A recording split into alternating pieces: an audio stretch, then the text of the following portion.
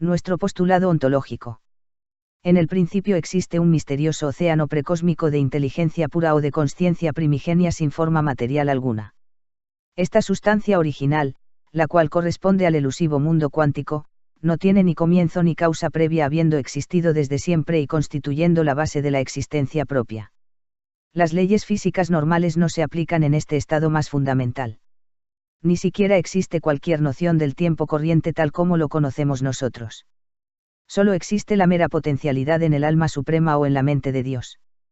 Este reino trascendente y autoexistente es el origen generativo de toda la realidad.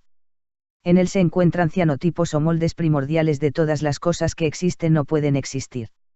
Estos están compuestos por ideas o mente o información incorpórea y equivalen a las llamadas formas sustanciales de las filosofías idealistas de la antigüedad como aquella de Platón.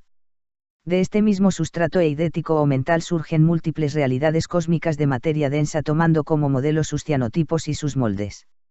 Entre ellas se encuentra nuestro propio universo. Todos los objetos observables y sensibles simplemente se tratan de reflejos materializados de las ideas y las abstracciones mentales del absoluto que los va generando y sosteniendo de una manera similar a una simulación por ordenador, de ahí el famoso colapso de la función de onda de la teoría cuántica. Nuestras almas o unidades de consciencia individuadas también provienen de esta misma realidad básica de inteligencia primigenia. Somos todos pequeños fragmentos de la fuente original. La consciencia se trata de una propiedad fundamental del orden cósmico. Antecede la aparición de la materia. Nuestras almas preexisten. La consciencia es evolutiva y siempre busca expandirse y elevar su propia calidad. Este mismo principio de expansión se aplica también a nuestra propia consciencia individual. Por lo tanto, nuestras almas van encarnándose en uno de los infinitos mundos de materia densa que han surgido de la fuente original con el fin de vivir una plétora de experiencias vitales dentro de los límites estrictos de la materialidad y así seguir creciendo de modo ascendente.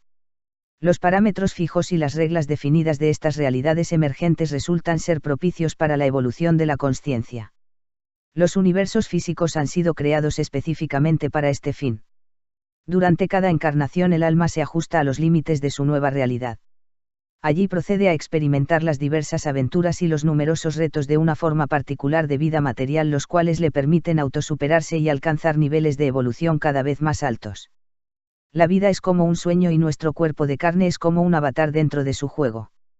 Luego, al fallecer el cuerpo físico, el alma se libera de todas las restricciones materiales de su más reciente vida encarnada y vuelve a las esferas menos densas de espíritu puro junto con sus experiencias valiosas y sus atributos recientemente adquiridos, de ahí las frecuentemente atestiguadas, experiencias cercanas a la muerte, ECM, que implican una desencarnación de la consciencia y su subsiguiente traslado a otra realidad independiente de la nuestra. Por supuesto, la evolución del alma requiere una gran diversidad de experiencias y por ende una pluralidad de visitas en un mundo de materia densa. Nuestra consciencia individual se reencarna una y otra vez hasta lograr su propia divinidad, doctrina de la evolución reencarnativa. Preguntas cosmológicas. 1. La preexistencia del reino inicial de inteligencia pura o de consciencia primigenia. Si el universo físico ha sido generado por algún ente prefísico de inteligencia pura o de consciencia primigenia como afirma nuestro idealismo consciencialista, entonces ¿de dónde surgió ese ente original y cómo? Un efecto físico lógicamente requiere una causa física. Esta es una ley incontrovertible de la física. Por lo tanto, es imposible que la materia y todas las fuerzas que componen nuestro universo simplemente surgieran de la nada y sin causa previa alguna como quieren afirmar muchos científicos y filósofos materialistas. Tuvo que haber existido anteriormente algún reino inicial de índole prefísica que los produjera. Pero no necesitaría tal reino inicial a su vez su propia causa previa aún más antigua. No necesariamente. Un ente original compuesto por ideas puras o información incorpórea como el que nosotros suponemos puede preexistir sin necesidad de cualquier causa previa justo por su prefisicalidad. La causalidad física no se aplica en ese nivel más fundamental de la existencia. El mismo tiempo ni siquiera tiene forma concreta siendo este nada más que un constructo posterior de la creación. El reino inicial siempre había existido como una corriente de datos inmateriales en un estado atemporal primitivo. Luego en algún momento este decidió evolucionar y empezó a generar mundos de materia densa con leyes físicas precisas y tiempo lineal. La explicación materialista sobre el origen del universo es totalmente absurda. Solo una teoría idealista puede explicar la génesis del cosmos de modo coherente. 2. El propósito fundamental del surgimiento del universo. ¿Cuál podría ser la finalidad subyacente de la expansión de este mismo sistema inicial prefísico y de sus subsiguientes creaciones materiales? Los materialistas argumentan, muchas veces de manera dogmática, que el universo se ha creado a sí mismo por casualidad completa y sin diseño alguno. Se supone que deberíamos creer que habitamos una especie de máquina cósmica fría e inanimada producida por una larga serie de sucesos del todo azarosos y desprovista de cualquier tipo de sentido o propósito trascendente. Sin embargo, este tipo de nihilismo ateo es sin duda mucho más descabellado que cualquier mito de la creación religioso por más racionalista que pretenda mostrarse. La pregunta filosófica más profunda que podemos hacer es la siguiente: ¿por qué existe algo en vez de la nada? A la luz de esta consideración viene a ser más lógico suponer que si existe algo en vez de la nada será para algún fin concreto, y si existe además algo tan complejo e intrincado como nuestro cosmos, entonces es casi seguro que incluirá alguna forma de diseño y por ende un diseñador cósmico. El ateísmo resulta ser cabalmente irracional. Las varias posturas teístas, en cambio, reconocen una telicidad fundamental de la totalidad cósmica como su axioma principal. Los religiosos tradicionales afirman que el mundo ha sido creado para manifestar en su plenitud la gloria del Creador, mientras algunos pensadores místicos de la nueva era, inspirados por la metafísica oriental y las filosofías panteístas, sugieren que el universo es una creación de la consciencia universal por la cual ella se experimenta a sí misma. ¿Cuál es nuestra opinión al respecto? De acuerdo con nuestro concepto ontológico, es más probable que la producción de nuevos mundos de materia densa, verbigracia, nuestro universo, y su subsiguiente poblamiento con una infinita cantidad de unidades de consciencia individuadas se traten de un medio por el cual el sistema inicial prefísico pueda evolucionar. De ser así, nuestra evolución individual aportaría de forma continua a su evolución global. 3. Aspectos caóticos entre el gran orden cósmico. Si el universo físico es la creación de un ente consciente e inteligente, entonces ¿por qué existen ciertas imperfecciones aparentes y manifestaciones del caos como, por ejemplo, volcanes y terremotos peligrosos, meteoritos potencialmente devastadores que merodean libremente por el espacio, una cantidad de virus que pueden mutar en algo mortífero y situaciones de depredación por todo el mundo natural?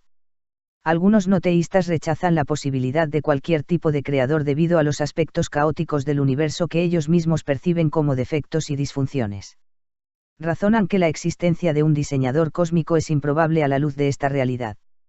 Sin embargo, este tipo de razonamiento solo tiene sentido al aplicarse a las percepciones monoteístas sobre la naturaleza del cosmos, como aquella de la tradición bíblica, que suponen un Dios creador omnipotente y una creación perfecta y benévola hecha de manera ascendente. La verdad es que nuestra interpretación de la creación cósmica es bastante distinta a aquella de las corrientes creacionistas comunes.